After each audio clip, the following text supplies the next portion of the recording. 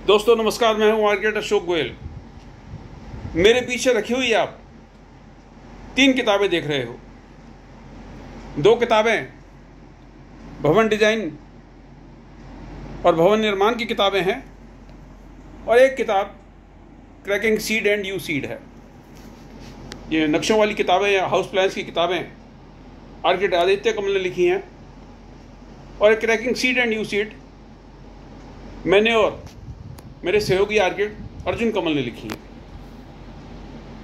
हमारी लिखी हुई किताबें 1980 से बाजार में बिक रही हैं, जिसमें नक्शे वाली किताबें भी हैं, गृह सज्जा की किताबें भी हैं। अब लाजमी बात है कि कोई आदमी अगर नक्शे वाली किताब खरीद रहा है तो मनोरंजन के लिए नहीं खरीद रहा।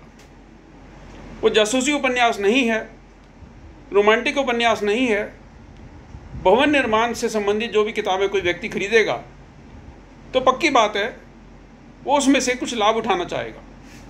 कोई भी व्यक्ति अगर इस तरीके की हाउस प्लान की किताबें खरीदेगा तो चाहेगा कि उसे कोई रेडीमेड हाउस प्लान मिल जाए ताकि उसे किसी नक्शा नवीस या किसी आर्किटेक्ट के पास जाने में खर्चा ना करना पड़े। मेरी लिखी हुई किताब home decoration guide 51 house design modern house plan 80 के दशक में छपी थी, आज तक बिक रही हैं। लाखों प्रतियां उसकी बिक चुकी हैं। कितने लोगों ने उसकी फ़ोटो सेट कराई होगी, कितने लोगों ने फ़ोटो सेट करा के अपने दोस्तों को बांटा होगा कि आप इसमें से नक्शा देख के घर बना लीजिए। ये पीछे रखी हुई किताब आप cracking seed and you seed देख रहे हैं। ये डिज़ाइन एंट्रेंस के लिए इस्तेमाल होती है। अमेजॉन पर अगर आप जाओगे तो टॉप 10 बुक्स में इसका शुमार होता है, बेस्ट सेलर्स में।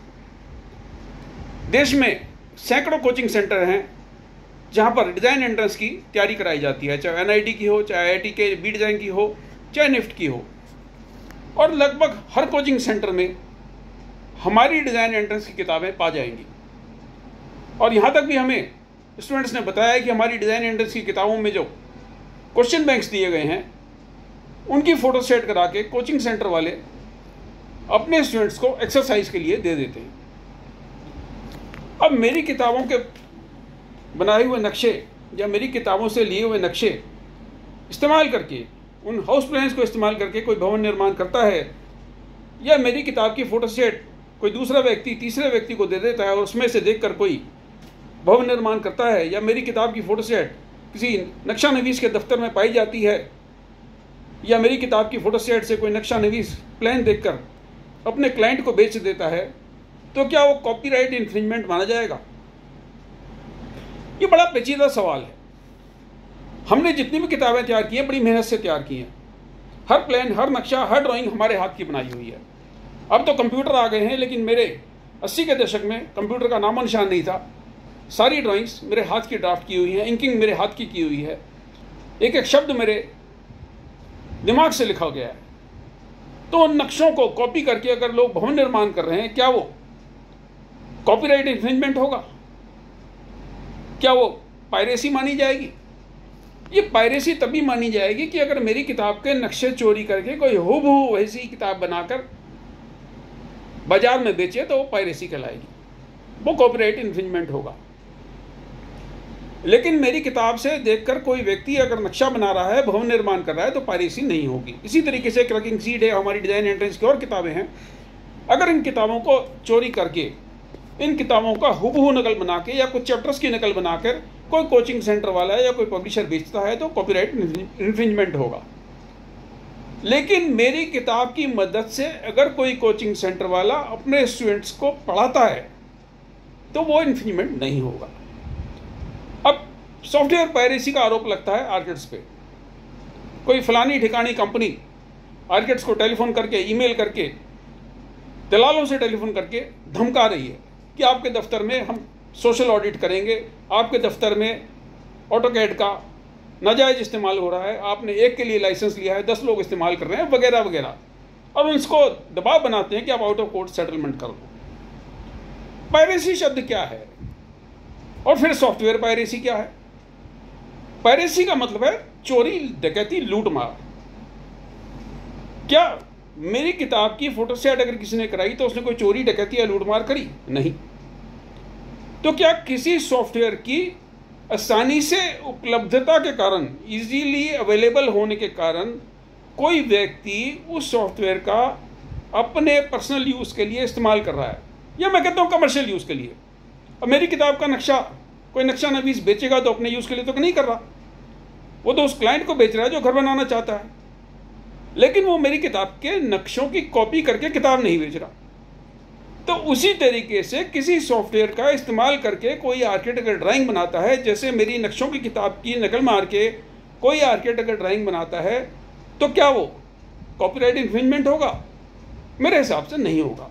तो किसी सॉफ्टवेयर का इस्तेमाल करके कोई आर्किटेक्ट अगर ड्राइंग्स बनाता है, उस सॉफ्टवेयर का इस्तेमाल करके जो उसने चुराया नहीं है, जिसके लिए उसने कोई लूट डकैती या झपटमारी नहीं की है, वो सॉफ्टवेयर आराम से सोशल मीडिया पर उपलब्ध है। तो उस सॉफ्टवेयर का इस्तेमाल करके क्या कोई आर्किटेक्ट अगर ड्राइंग बना रहा है तो क्या पायरेसी है? कैसे मानेंगे आप इसको पायरेसी?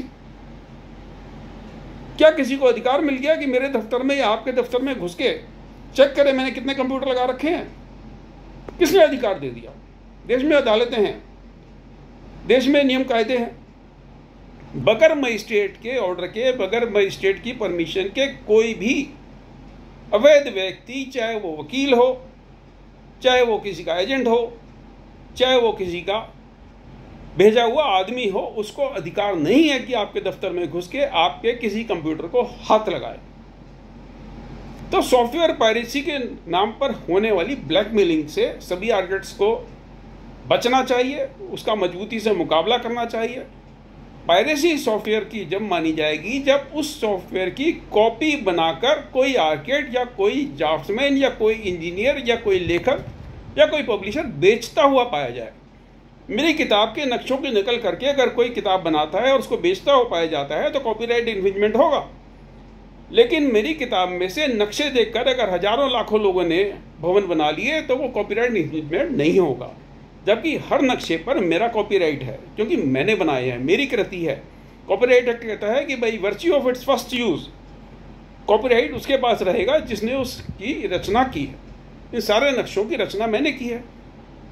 80 के दशक से आज तक लाखों किताबें मेरी बिक चुकी हैं, नक्शे वाली लाखों किताबें। लाखों लोगों ने उसमें से नक्शे देख के घर बना लिए। तो क्या सबने कॉपीराइट इन्फ्रिंजमेंट करा? क्या सबने पायरेसी करी? नहीं करी। तो आर्किटेक्ट्स को ये बात समझनी होगी, आर्किटेक्ट्स के संगठन को भी ये बात समझनी होगी कि अगर किसी आर्किटेक्ट को कोई संस्था, कोई ऑर्गेनाइजेशन, कोई सॉफ्टवेयर वाले धमका रहे हैं तो उनको समझाए कि ये सॉफ्टवेयर पायरेसी नहीं है। सॉफ्टवेयर पायरेसी तभी मानी जाएगी जब आप किसी सॉफ्टवेयर की कॉपी बनाकर बेच रहे हो। मेरी किताबों के नक्शों की चोरी तभी मानी जाएगी जब उस नक्शों की कॉपी बना के, उसका सेट बना के कोई बेच रहा है। मेरे बनाए हुए नक्शों का इस्तेमाल अगर कोई व्यक्ति करता है तो भले ही वो नक्शों पे मेरा कॉपीराइट है, लेकिन जब वो पब्लिक डोमेन में किताबें आ चुकी हैं, ये किताबें या मेरी अन्य किताबें पब्लिक डोमेन में आ चुकी हैं, तो कोई भी व्यक्ति उनको पढ़कर उनका लाभ उठाने के लिए स्वतंत्र है। ये किताबें तैयार इसलिए की जाती हैं, कोई भी जानकारी जो पब्लिक डोमेन में आती है वो इसलिए डाली जाती है कि मेरे ज्ञान का लाभ हजारों लाखों लोग उठा सकें, और उठा भी रहे हैं। तो इसलिए सॉफ्टवेयर पायरेसी के नाम पर जो होने वाली गुंडागर्दी है, आप उसका डटकर मुकाबला कीजिए। और आर्किटेक्ट्स की संस्थाओं को इस बात का ध्यान रखना चाहिए कि उनके शहर में, उनके कस्बे में, उनके राज्य में किसी भी आर्किटेक्ट को कोई भी सो कॉल्ड कंपनी, कोई भी सो कॉल्ड सॉफ्टवेयर निर्माता सॉफ्टवेयर पायरेसी के नाम पर ना धमका सके, न तंग कर सके। शुभकामनाएं, नमस्कार।